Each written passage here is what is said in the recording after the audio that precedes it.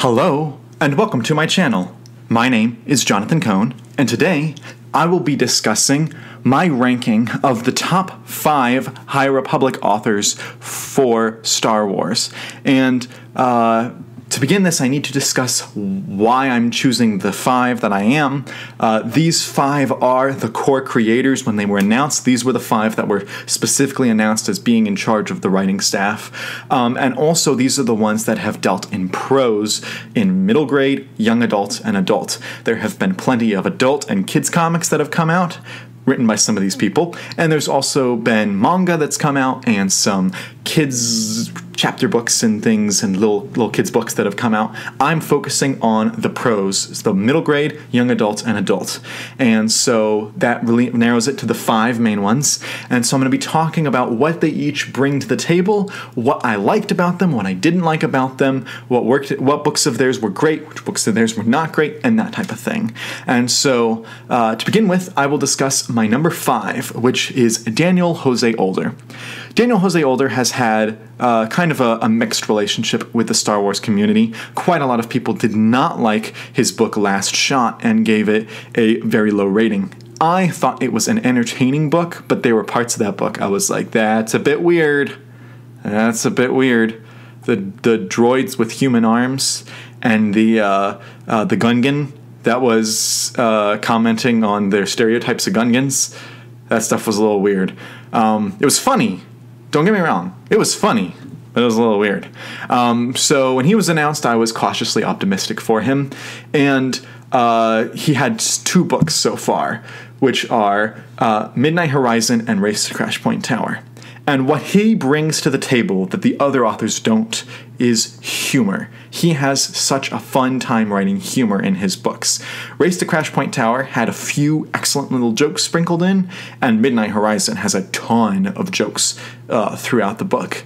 I think that Race to Crash Point Tower, which is a middle grade book, it's very short. It's the shortest High Republic story in this realm of middle grade YA and adult, but it is a fun story to read.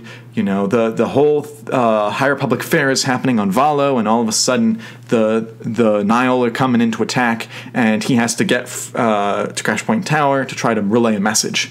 And it features some of the characters from the comics, and so it is weighed down a little bit by the fact that you aren't familiar with all these characters that are involved. It jumps to characters and you're like, why are we going to that character? So there's a bit of that in the book. But also, there's also some really good hearts, some really good fun scenes that connect to the other novels really well that I appreciated. And so I think it's a mid-novel, meh. Not amazing, but not terrible. And then he also wrote Midnight Horizon, which I must be honest is my least favorite book in the High Republic series. This book really weighed me down, and I was just so sad reading that book. Because the characters were making decisions I didn't agree with. The author was putting them in relationships that I thought were out of left field. The plot was just not engaging. It felt like a plot that's not a Star Wars plot that was thrown in. It's the book that made me feel, I have to read this thing. This is a chore. It is the most chore-induced work in the High Republic for me. And so that's why he's my number 5. He has not written anything that's fantastic, and at best, he's written meh works. Now, this does not mean he can't write a good book, and I am confident that he has the possibility of writing a good book in the future, and if he does, I will love it. But the books he's written so far, I just didn't. So let me get to my number 4 author, which is Justina Ireland. Now, Justina Ireland brings a sense of youthfulness and a good writing style for children, I think, overall in her books. She had written previously a couple of books, one of which I'd read, which was, I believe, Rise of the Resistance. I believe that was the name, Spark of Resistance, that was the book. And I thought that book was meh, so I was, again, cautiously optimistic. And she's written 3 books in prose. I read the manga she did, but that doesn't really count for the discussion today. So I've read 3 of her prose books in the High Republic, which include A Test of Courage, Out of the Shadows, and Mission to Disaster.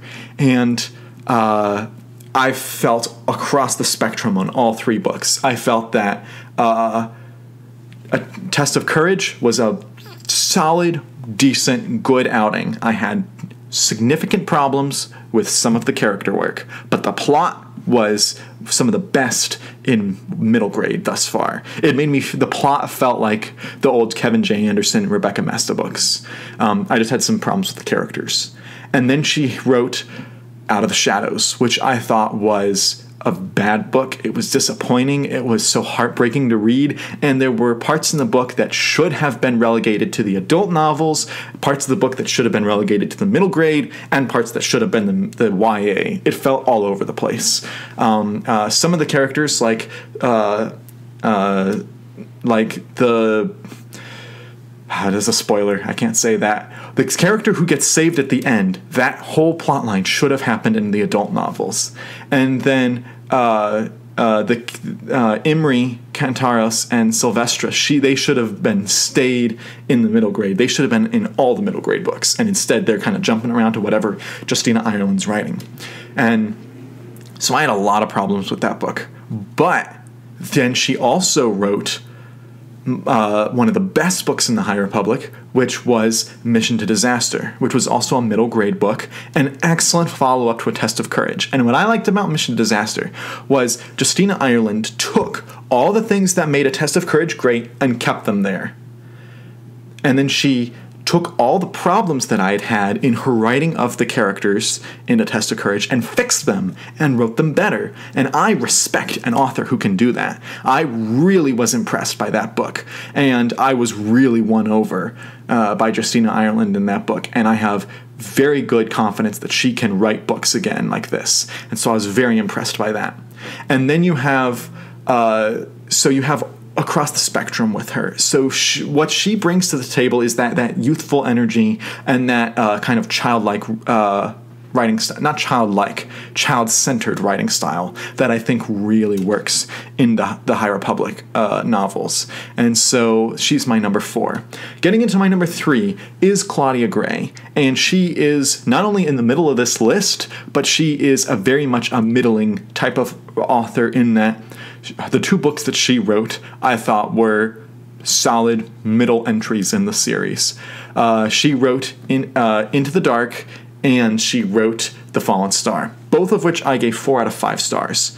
Neither one was brilliant and amazing. Neither one was terrible. She just does a good job. She doesn't have this amazing sense of heart that I think some of the authors have, and she doesn't have this edge-of-your-seat sense. She has I'm setting something up, and I'm going to pay it off real well, and I'm going to connect a little bit to the other novels, but it still works on its own as a novel. She has that sense of setup and payoffs that's pretty decent. But again, I'm saying it's decent. I don't think it's utterly fantastic in her books. She's an author that she likes to reference herself quite like a lot of the other authors here, and sometimes it's funny, and I'm like, oh yeah, I see where she got that from. What she brings is a very pretty writing style. I think that hers is probably the most beautiful in terms of describing characters, describing action, describing events, things like that. So that's why she's my number 3. And I probably had the least to say about hers because I feel she's pretty good. Yeah.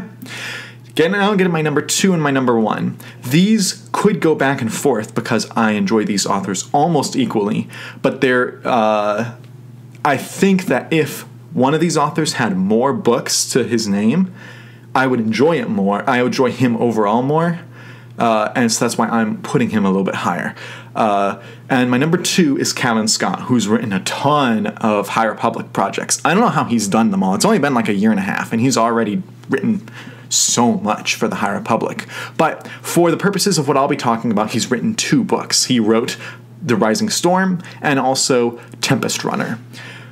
I thought both books were utterly fantastic. I was on the edge of my seat, and I was excited to read both books cover to cover. And what he brings that none of the authors really have is a plot-driven story, and he is an excellent plotter. I think that some of the best plotters in the canon are Delilah Dawson and also Chuck Wendig, who I had serious problems with Chuck Wendig's writing style, but I enjoyed his plots so much. And Cavan Scott, I enjoy his writing style much more than Wendig and Dawson, and his plots are fantastic. Every time I go into one of his books, I know I'm gonna read it fast because it's just such a ride.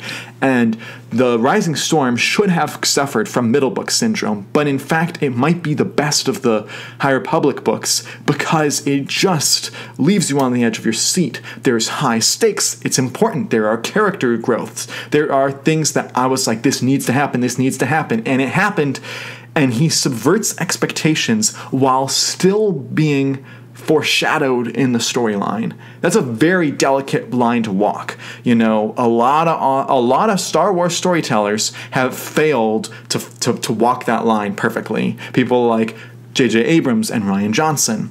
But I think Cavan Scott perfectly gets that. And then Tempest Runner, a book that came out of nowhere for me. I was not excited about this book. I was not eagerly anticipating it. It's a audio drama that was turned into a script format. And when I read it so fast, despite how busy I was at the time, because it was such a solid book. Tempest Runner flies by, and it tells such a rich storyline about Lorna Dee, and I respect her and the journey that she goes on. And it was like eating popcorn while reading it. It was just, I was smiling, I was having so much fun, following all the big battles, following the backstabbing, following her political maneuvering, all that kind of stuff in that book. I absolutely loved it. And so that's why Cavan Scott is my number 2 favorite author. But my number 1 favorite author of the High Republic thus far is Charles Soule. Charles Soule, in the High Republic, in the prose line, has only written one book. He's only written Light of the Jedi, and so in that sense, he's written the least of anyone. But I thought Light of the Jedi was such an impressive start to the series. I have a few minor issues with the book, but the way it immerses you into the story, I thought was fantastic. He adds 2 things to the table. One is he has the best writing of the Force of anyone. The way he describes the Force as music, I think, is brilliant. And it made me feel like I could feel the Force, which is a very tough thing to do in the Star Wars books. The second thing that he brings to the table is his sense of visual storytelling. You know, I loved all of his comics that he's written that I've read. I've not read too much comics, but I've read a little bit of his, and I've loved his comics. And even then, he wasn't the artist for it, but the artwork worked so well on those, and he didn't have artwork here, but I still felt I could visualize them. The Great Disaster was so visually stunning in my brain. The way he described everything falling, the panic of the characters, the way he described the ship being hit by the other ship and watching it happen, the characters going back and looking at the tape, watching it happen in slow motion. Oh, I could feel the panic. I could feel the room and the scene. It was so well done, so well written, and I just highly enjoyed everything about that sense of the writing style. His visualization and his writing of the Force. He immerses you so well into Star Wars, and I think that if he had more prose books, he would definitely, I'd read more. And I have bought one of his non-Star Wars books that was prose, The Oracle Year, because I am so interested in reading more of his work. I think that he has potential. If he writes a lot more prose, he's been comics for the most part, but if he writes more prose, he could become one of my favorite authors, period. So he's my number 1 in the High Republic so far. So that's my ranking of the top 5 High Republic, the only 5 really in this sense, High Republic authors thus far, especially from Phase 1. If you've read the High Republic novels, let me know what you think. Do you think that certain authors should be raised up and certain authors should move down on the list? Let me know your ranking or your opinions on my ranking down in the comments section below. Please like this video, subscribe to the channel. I have lots of High Republic and other Star Wars and tie-in fiction videos on this channel. And until next time, I'm Jonathan, and thank you for watching.